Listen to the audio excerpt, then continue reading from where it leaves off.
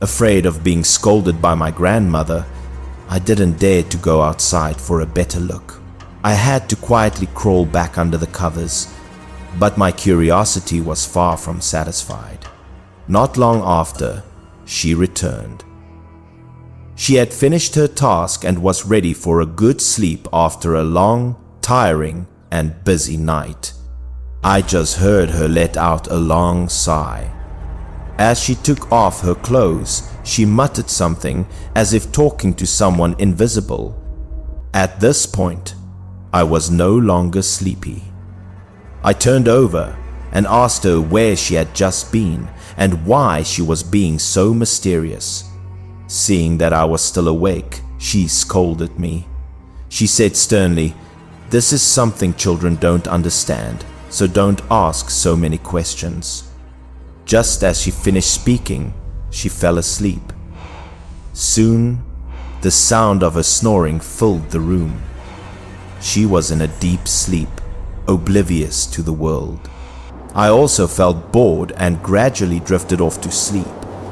The night was quiet and nothing unusual happened. Sometime after midnight, the need to urinate woke me up. I couldn't hold it any longer and had to get up to go to the bathroom. The toilet was in the backyard, but I was closer to the front yard, so, for convenience, I had gotten used to relieving myself in the patch of grass by the front gate. As I crossed the yard, I saw a pile of black ash on the ground. The sight made me feel a little strange and uneasy.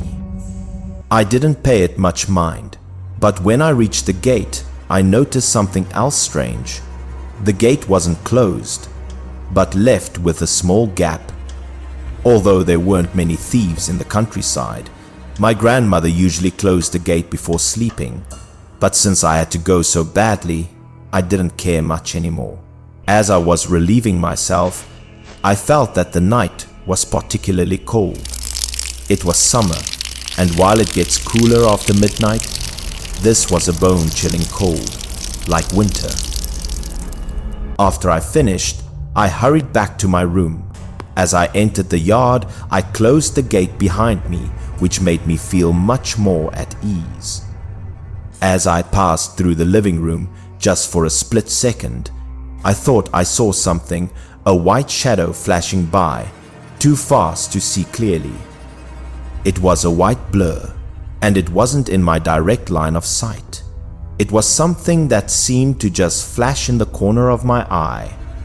I looked all around, but there was nothing unusual. The room was empty, without a single soul, filled with an eerie silence. But I didn't give up, because I was certain. In that instant, something had indeed entered my field of vision.